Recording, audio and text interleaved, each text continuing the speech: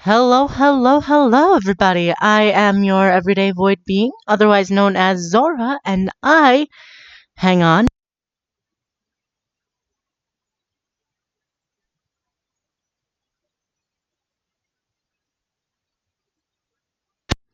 we'll be reading the the current excerpt from the upcoming Overwatch novel, The Hero of Numbani. Warm golden light filtered through the window in Effie's room, bringing with it a beam of hope. Hope that this new robot of hers would work this time and not embarrass her in front of her friends again. Evie watched as the six-legged spider ran across the wooden tabletop. It was made of jet black metal and the most advanced artificial intelligence Evie's ingenuity would allow an allowance could afford. She held her breath as it approached the edge. This robot would robot would revolutionize the world. Evie was sure of it. But right now it had one big problem. Thump. The robot toppled over the table's edge and hit the ground. Then, as if dazed, it stumbled around, wobbling this way and that. Finally, it seemed as if it had corrected. It seemed it has. It seemed as if it had corrected its footing and took a few confident steps right into the side of the unlaced sneaker belonging to Effie's best friend, Nade. Nade frowned and picked up the robot, its legs waving in the air like an agitated crab. Not too smart, is it? He asked. Not yet, Effie said, carefully taking down the robot back from her friend. But it's going to be. Everyone's going to want one of these. The spatial processing freeware. Hang on.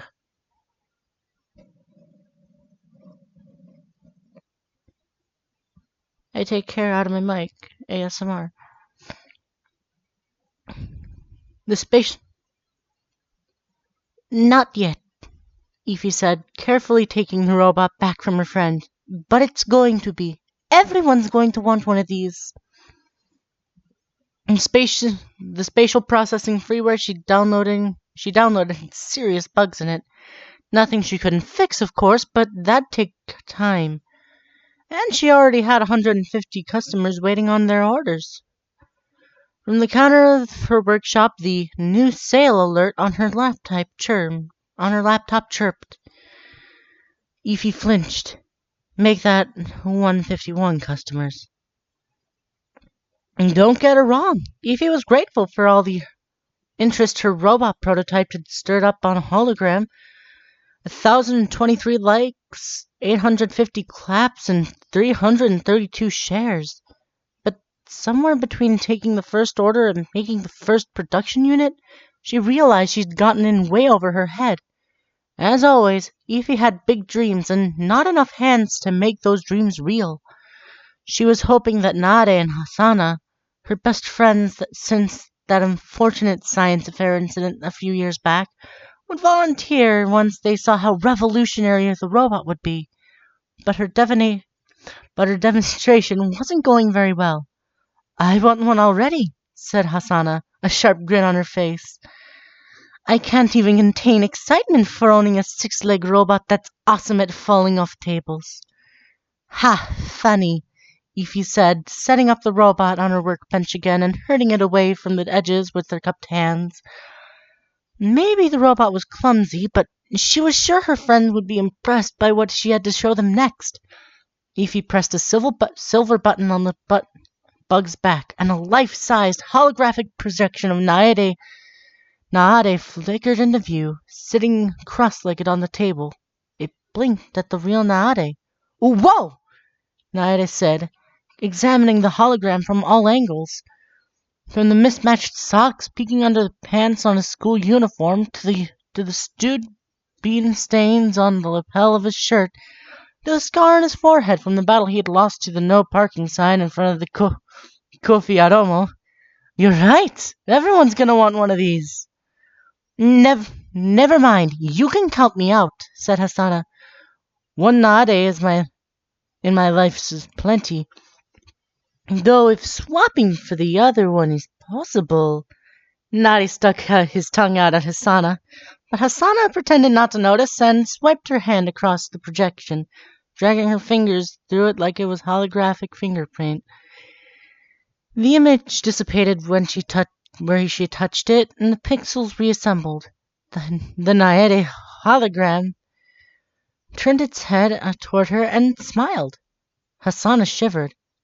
No one's swapping. No one's swapping anyone for anything, Ify said to her best friends. And I'm not building an army of Naedes, if that's what you're thinking. It's called Juni, for short for junior assistant, designed to serve in as a stand-in for social and professional situations. Like if you're unable to make a meeting, you can send your Juni to take a video and report back with a transcript of your friend of the events. You mean I could fall asleep during history class and he'd take notes for me? Nare said, his eyes wide. Ify frowned. If it could do that, in fact, but Nare sounded a little too enthusiastic for the idea. This isn't your excuse to goof off in class, Ify said, shaking her head. Nare Jr., please tell my friend here why it's important to take his studies seriously. The hollow image nodded, flickering as it retrieved audio from a voice test that Ify had recorded earlier. The hollow image opened its mouth to speak, and it came out a dizzying mix of English, Yoruba, Pidgin, French, and maybe a little Cantonese, its arms flailing all over the place as it spoke. Stop it, Naide, Ify commanded. Exasperated, she got her wits back. She remembered she was talking to an AI and not her friend. Naide Jr., stop hot processing. The Junie quietly composed itself, then flickered out, leaving nothing but a trail of dust molecules stirring in the air. Yeah, I definitely consider that an improvement to Naide's usual noise, Hasana said, laughing into her fist. But Naade noticed how upset Ify was and draped an arm over her shoulder. I don't know a lot about programming robots or AI, but I do know that nobody gets it right on the first try, he said softly. I know, Ify sniffed. She'd started making robots when most kids her age were still stacking alphabet blocks. Bugs were perfectly normal. She usually expected one or two. But what she didn't expect was a complete and total disaster. It's just, I got all these orders ready and everyone's gonna be excited to get their Junie. I've been spreading all my extra time in the workshop trying to get this thing perfected. Well, what can we help with? Asked Hasana, pulling a metal stool up to the work table. You know we've got your back. If he perked up, she knew they had her back. I gotta redo that. If he perked up, she knew they had her back. You don't go through 3 hours of being stuck on the floor of the school library due to a dysfunctional gravitation beam and not come out friends for life. Okay. If you could work on the assembling the legs to the chassis, that would be great. Evie pointed to the two boxes on the work table brimming with robot parts. It'll take a little soldering and some circuitry to work, but I've got this to help. Evie turned on a huge holographic monitor hanging on her wall and queued up a video. Oh, a movie? Is it starring come Kaldu? Asked Naere, attempting to mimic the macho, one-raised brow smolder of his favorite Nollywood action heroes, and failing miserably. Actually, it's more like an instructional video on cable colors and terminals and the most efficient way to calibrate, if he gave her friends a bashful smile. It's probably just easier to watch the video. You're sure you won't mind helping? Easy making robots how everyone spends their Friday night? Naide said, holding up a pair of pigtailed wire connections under his nose like a handlebar mustache. Yeah, how hard could it be? Hasana said, aiming a soldier gun at a pile of servo motors and making pew pew noises. Um, Evie said, wincing, you're holding that the wrong way. She turned the soldier gun around and flicked the switch. A pale blue light beamed out of it. Naide laughed so hard he nearly fell off his stool. You almost soldiered your eyebrows together, he said to Hasana. Just imagine me walking into school on Monday and telling everyone you pulled an Isaac. So I made a mistake, Hasana said. But how could you compare me to Isaac? Oh, by the way, the way he walked around with his palms stuck to his forehead. Instant classic. Evie paused the video. What are you two talking about? She asked. Oh, nothing, Hasana said. Just a little incident in the science lab today. Little incident? Nade said, becoming overly animated with his arms flailing about, just as Nade Jr. had. At least if he gotten that part right. It was the most stunning, stupendously ridiculous, awesome science lab disaster ever. Nice. Sucked in a breath as Hasana elbowed him in the ribs. She gave him a stern look and he straightened up. Yeah, it wasn't anything. You didn't miss much. Evie bit her lip, left left out of her school's best in jokes yet again. Such was her life. She started taking advanced math and science classes her first year of elementary school. Halfway through the academic year, she was placed in junior high classes. By the end of the next year, she taught herself algebra and geometry. Now she was taking classes at the senior high school after lunch, which she mostly loved, because, oh boy, this is gonna take a bit.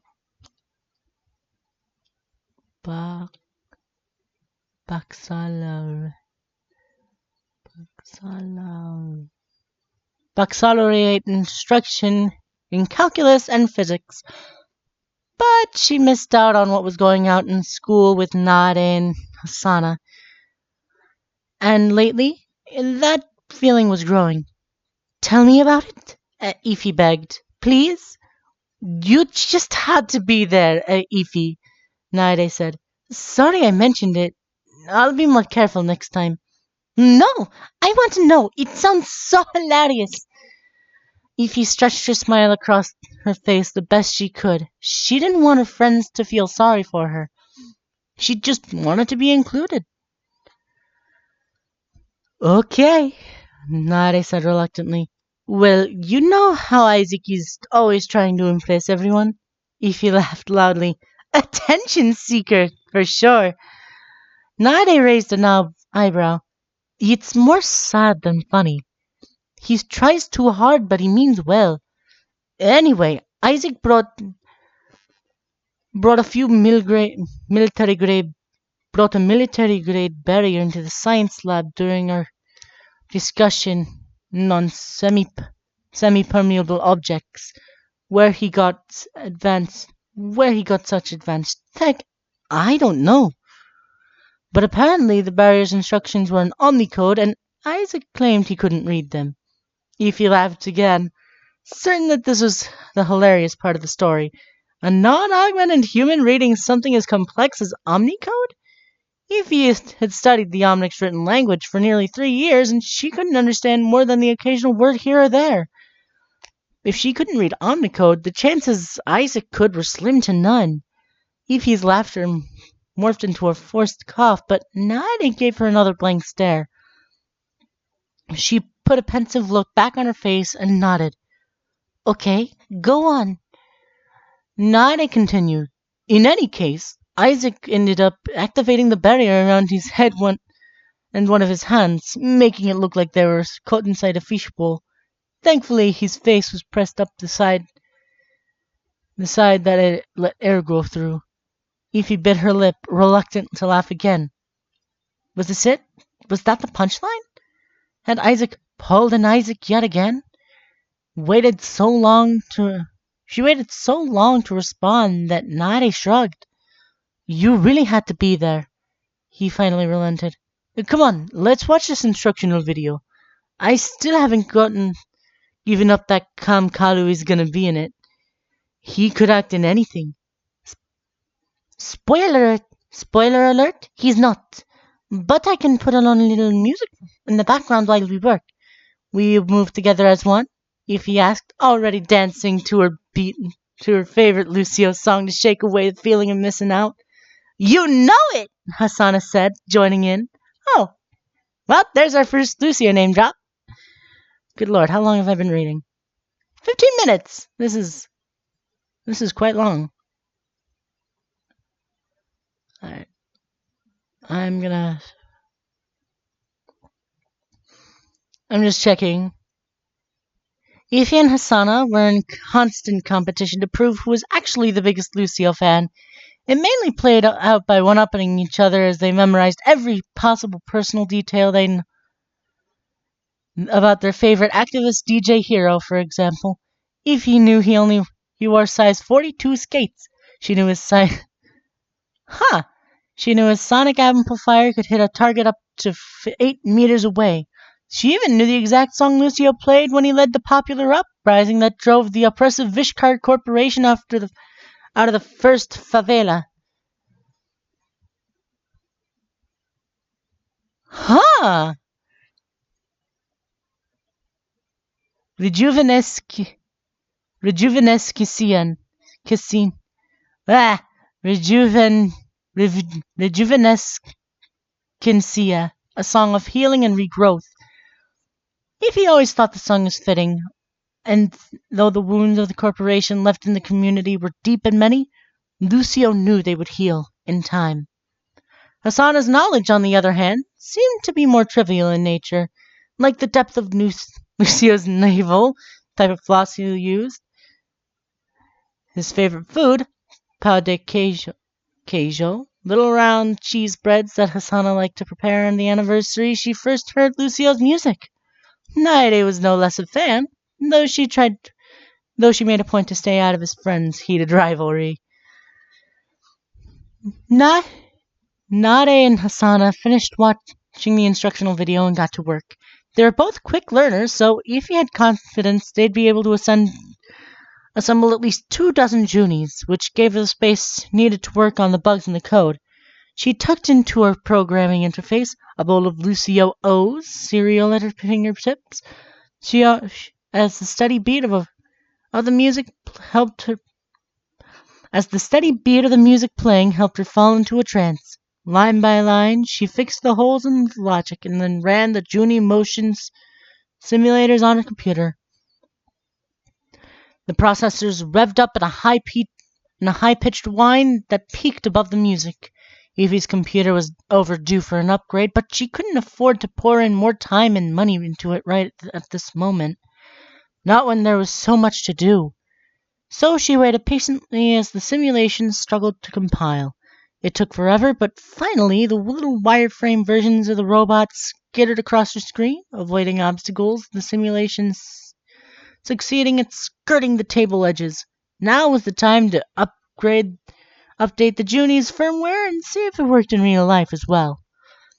Ify looked up from her monitor and noticed the room had gotten darker. It was evening already. Only 4 Junies sat on the workbench, corralled under an overturned crate. Nade sat at his workstation with an upturned robot sitting in a clamp. He was flipping the servos that controlled the hydraulic legs so they kept time with the song playing. Nade, Ify said, please try to stay on task. I know it's not the most glamorous way to spend our weekend, but our work is important. Sorry, boss, he said, and whispered something to Hasana that Ify couldn't hear, and they both started laughing again. As they worked, Ify's smile began to hurt, but she plastered it on her face anyway to keep her true feelings tamped down. Yes, Ify, Hasana, and Nade were 3 best friends, but there was some a sort of unspoken feeling that Nade and Hasana were both Ife's best friends, while Nade and Hasana seemed to tolerate each other at best. Normally, they teased and poked fun at each other, and at worst, there had been a couple of bad arguments. But now that distance between them was closing, and for every in-joke Evie was left out of, she felt more and more alone, stuck between worlds. The teenagers in her high school classes had in-jokes of their own that completely flew over their head, that completely flew over her head, ones that she had no earthly chance of decoding. Evie! Came her mother's work from the workshop door. She peeked in and saw Naide and Hasana. Oh, thank goodness! Hello! I didn't know I didn't know you were all back here. Good good evening, Auntie Fola, said Hasana and Nade together in the same sing-song voice as they rehearsed a dozen times earlier. Ify put us to work, Nade said, raising up a half-assembled Junie. Is that so? Mother asked. She wore a cheerful bright blue booba, a loose blouse with flowing sleeves paired with candy pink beaded necklaces. Mother loved wearing vibrant colors, and she had the plump cheeks and kind eyes that came from doing years of social work in her community. Evie was proud of that work, but it also meant her mother was constantly trying to help Evie solve problems she necessarily didn't want solved. Evie, dear, can I have a word? Evie's shoulders slumped. She was gonna get the talk again, but she followed her mother out into the hall anyway. Honey, when I asked you to hang out with your friends more, this isn't what I had in mind. They volunteered for it, Evie said in her own defense. I know, they're good friends, but everything in your life can't center around robots. Why don't you take them to go do something fun? Go-kart racing, or go to the arcade and play some video games, or mini golf. Mini golf, Mama? Well, I don't know what you kids do for fun these days. Then Ify felt worse. She didn't really know either. She spent all her time in the workshop or studying at school. She hated to admit it, but there wasn't a whole lot of time for fun. At least not in the traditional sense. To Ify, work was fun. She loved inventing, although to most people, including her mother, it looked like she was working herself to the bone. Another round of laughter came from Ify's workshop, and the frown on her face deepened. What's wrong, dear? Mother asked. You look troubled. Ify sighed. It's Nade and Asana. Have they been fighting again? No, it's worse. They've been getting along. That's good, isn't it? Normally they're bickering like jackals. Ify shrugged. I guess I guess I just wish could go back to the way it was when we were all in the same classes. Relationships grow complicated, but that means you're growing up, maturing. Maturing. Mother drew out the word maturing like she was at a dinner party drinking fancy teas. Like this was a little joke, and not Ify's social life crumbling to bits. Oh my. Ify knew she couldn't go back to basic math classes, but maybe she could help her friends catch up to her level. She could build them both a robotic tutor, customized to teach them during their every waking hour. Or maybe she could get them into cybernetic brain upgrades, just like Sojourn, one of Ify's favorite heroes from the old Overwatch cartoons, based on Overwatch's real life former captain. Why did I say campaign? Never mind, Mama. I'll figure it out for myself. I know you will, but remember, this isn't something you can logic your way out of. Nare and Hasana are real people with real emotions and needs. Yes, Mama, Ify said as she crept back to her workshop. Seeing all those Junie parts piled on the table gave her an idea, one that would let her keep in touch with her friends all day long without having to inject bionic neurons into anyone's brain. Her mother huffed, probably sensing she was caught up in her own thoughts again. And, contrary to popular belief, you can't solve all your problems with robots. Yes, Mama, Evie said again aloud. But she thought to herself, watch me. When Evie rejoined her friends in the workshop, she was giddy with excitement. She took a deep breath, inhaling all the positive energy lingering in the air of her favorite place. The space had been her playroom when she was a toddler, once covered in primary colors and plushy cartoon monsters with big friendly eyes. But slowly she had dissected her toys, turning her talking dolls and light-up electronics into piles of circuitry and actuators and sensors. Once she'd figured out how they worked, she started building creations of her own. Ife's parents hadn't been too happy at first, seeing all those expensive toys meet their untimely demise, but one day they brought her home a robotics kit for their inquisitive daughter, and the rest was history. All right, Ify said to her friends, let's try this again. Her optimism was infectious, and soon they were all gathered around the workshop table, cheering on little Junie as it navigated toward the edge centimeter by centimeter. But just as there wasn't any space left, it stopped, turned, and moved along the perimeter. It was a small success, but Ify swelled with pride, and once she'd done a little more testing, she uploaded the new firmware to all the bots that they'd assembled. Hasana and Nade packaged them up in their boxes, ready for shipping. A dozen in one day, Nade said, nodding at the stack of Junie boxes. That's 12 customers who will soon be very happy. Make that 10 customers, Ify said. Hasana looked up suddenly. What? Did you get some cancellations? No, Ify said, pulling down 2 boxes from the stack. But I want you to have one to take with you to school. Sweet! Nade pumped his fist. Now all I need to do is hide a little pillow in my backpack and...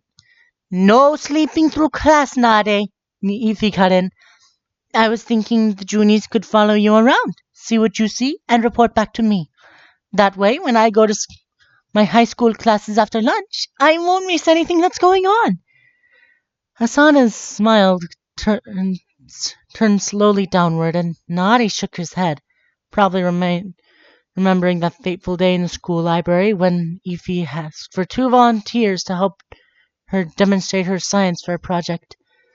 You accidentally over-amplify a gravity field one time and no one ever lets you forget it, Ify thought. She had dozens of successful inventions since, and no one had gotten hurt. Please? Ify asked. Just try it out. Think of it as a test run. Maybe it'll help boost sales, too. Come on, what could go wrong? And that was 30 minutes of me attempting to read the upcoming Overwatch novel, Hero of Numbani, which is basically... I honestly don't know. Like,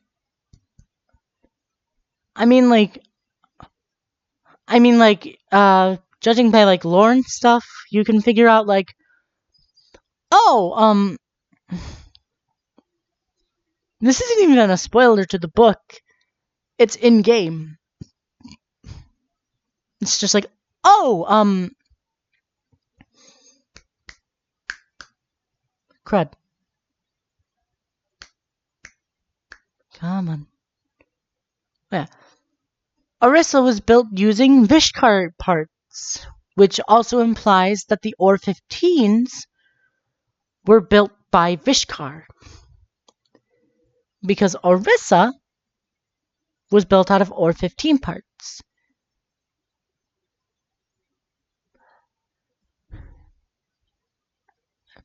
And honestly, like, I'm really excited to read this book, like, alone. Maybe they'll come out with like a PDF or something and I'll read the rest. But if you liked it, like it, comment, subscribe, whatever. I was just happy to read this. And honestly, I'm happy we got a teeny bit of Lucio lore and the name of that one and the name of Lucio's healing song. I can't fucking put my I can't think of what it's called right now because I'm not Brazilian and also it's a really long name. But anyway, I will see you all in the void next time.